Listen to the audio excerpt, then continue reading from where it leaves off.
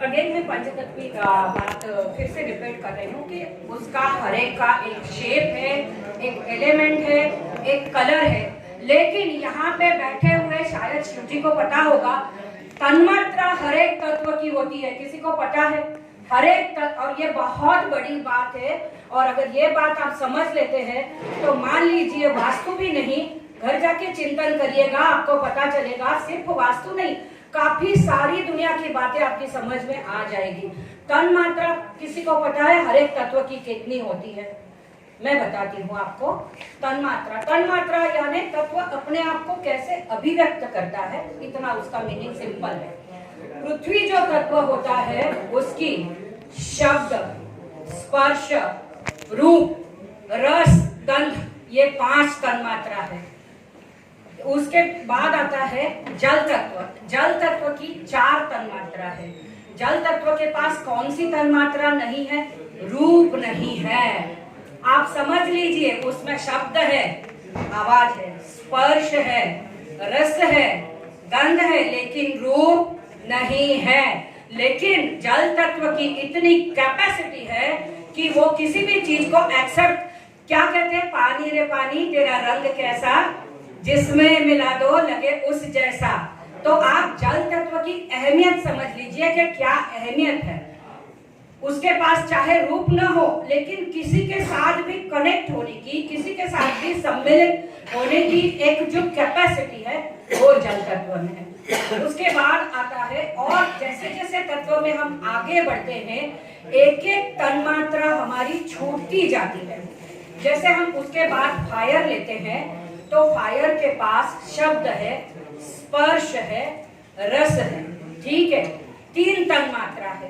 उसके बाद जब हम वायु तत्व में जाते हैं तो वायु तत्व के पास सिर्फ शब्द है और स्पर्श है। वायु तत्व के पास सिर्फ शब्द और स्पर्श है। और आकाश तत्व है, उसके पास सिर्फ और सिर्फ शब्द है। जो ओम का नाद एक घूमता रहता है ब्रह्मांड में, ब्रह्मांड की उत्पत्ति का नाद जो ओम का नाद है, वो नाद वो आकाश तत्व है। और इसको कैसे, जैसे ब्रह्मा ने या सृष्टिकर्ता ने अपने आप को एक प्रेजेंट करने का, मूर्तिमंत स्वरूप देने का इरादा जब किया, तब उन्होंने अपने आप को पंच तत्वों के सहारे, हम जो है हमारे में सारे पंच तत्व है, शब्द है, स्पर्श है। लेकिन जैसे जैसे हम स्पिरिचुअली ग्रो हो जाते हैं या फिर हमारी अवस्थाएं आगे आगे आगे होती जाती है, एक एक तत्व को हम छोड़ते जाते हैं। और मनुष्य जब मोक्ष में जाता है तब सिर्फ वो आकाश तत्व स्वरूप हो जाता है। ये सुनने में बहुत छोटी बात लगेगी, लेकिन आप समझ सकते हैं, चिंतन करोगे तो ये बहुत बड़ी बात है। और वास्तु में एक दूसरी बात, मैं ये इस बात को यहाँ पे क्यों कहना चाहती हूँ, कई बार मैं कई ग्रुप्स में पढ़ती हूँ, इतनी सॉरी टू से इतनी डिस्कशन होती है, इसमें ये तत्व है तो इसको क्यों यहाँ रखे, इसमें ये तत्व है तो ये क्यों रहा, ये तो फायर एलिमेंट है यहाँ। नो डाउट फायर एलिमेंट है, लेकिन फायर एलिमेंट में भी 3 तत्व, 3 तन्मात्रा तो होती ही है।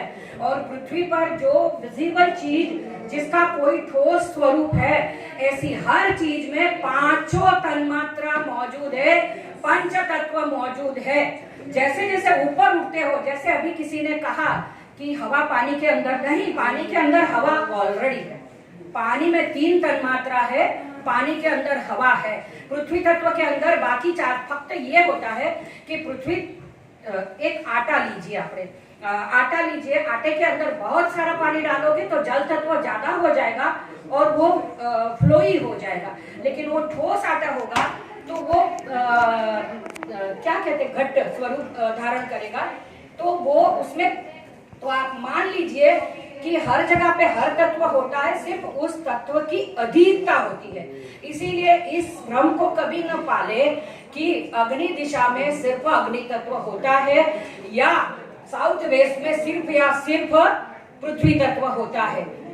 एक पृथ्वी तत्व ही ऐसा है कि जिसमें हर कोई तत्व समाहित है। ये है कि जैसे जैसे तत्व आगे बढ़ता है, तो वो अपनी अपनी एक तन्मात्रा को छोड़ते जाता है। शायद मेरी बात समझ आई होगी, ऐसा मैं मानती हूँ। दूसरी एक बात, मैं यहाँ नहीं, समय की कमी है, फिर भी अगर इंटरेस्ट है तो मैं कहना चाहती हूँ मंदिर और आकाश तत्व के बारे में। अभी किसी ने ऐसे कहा कि मंदिर तो सारे पूर्व और उत्तर में होते हैं, घरों में क्यों ईशान दिशा में बनाया गया।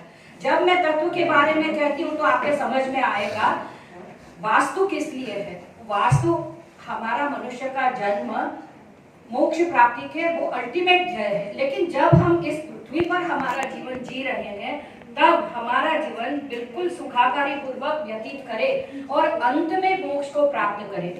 अदरवाइज जो घर हमारा बनाते हैं हमारे सांसारिक व्यावहारिक जीवन के लिए, मोक्ष प्राप्ति के लिए नहीं। सन्यासी घर कभी नहीं बनाते हैं, वो डायरेक्ट ब्रह्म से जुड़े हुए होते हैं, उनका घर नहीं होता है। लेकिन हमारा घर होता है और इसीलिए नियम है, जैसे शिव जी ने कहा बिल्कुल त्रेता युग में मन की, हाँ हमारा स्तर नीचे गया, कॉन्शियसनेस का, मन की उत्पत्ति हुई और वास्तु मन से जुड़ा हुआ, याद रखना मन से जुड़ा हुआ है। वास्तु पुरुष मन ही है। तो ईशान का मैं जो कह रही हूँ, ईशान में गुरु का वास है और गुरु ये स्पेस एलिमेंट है, आकाश तत्व है और आकाश तत्व से हमारा जुड़ना होता है। इसीलिए ईशान, किसी के साथ कहीं पे ऐसे ही सेमिनार में या कहीं पे थोड़ी मेरी बहस हो गई थी, बड़े धर्मगुरु से मैं बहस करना नहीं चाहती थी, लेकिन उन्होंने ऐसा सजेशन दिया कि आप ब्रह्म में मंदिर रख सकते हैं। मैंने कहा क्यों? बोले कितने सारे मंदिरों के बीच में भगवान होते हैं और चारों जगह वो मंदिर होते हैं। मंदिर में हम किस लिए जाते हैं? ईश्वर को प्राप्त करने के लिए जाते हैं। घर में हमने ईश्वर को प्राप्त करना है, लेकिन हमारा सांसारिक जीवन भी ठीक से जीना है।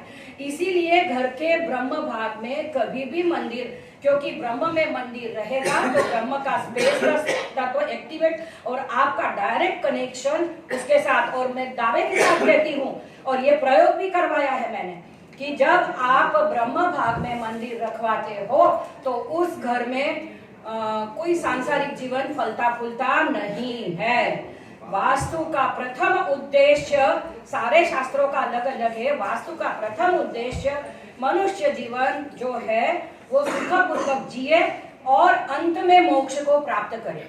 अंतिम ध्येय है हमारा, पहला ध्येय नहीं है। इसीलिए ब्रह्म को हम वैसे मंदिर ब्रह्म, और क्यों ईशान में करना है मंदिर, ये भी शायद आपकी समझ में आ गया होगा।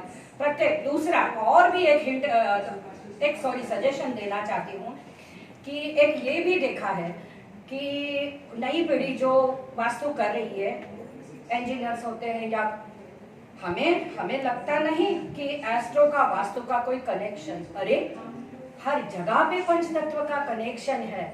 और एस्ट्रो वो तो आपका एक नक्शा है पास्ट वर्ग के कर्मों का, वो लेके आते हैं, उसी के हिसाब से वास्तु प्राप्त होता है। सिर्फ ये आपका एक पुरुषार्थ कि आप उसको अच्छा कैसे करें, ये है। तो एस्ट्रो वास्तु जुड़े हुए हैं और ये मैं तो कितने 89 में मेरी पहली क्लास लगी थी, 89 में, लेकिन पहली क्लास वास्तु की नहीं थी।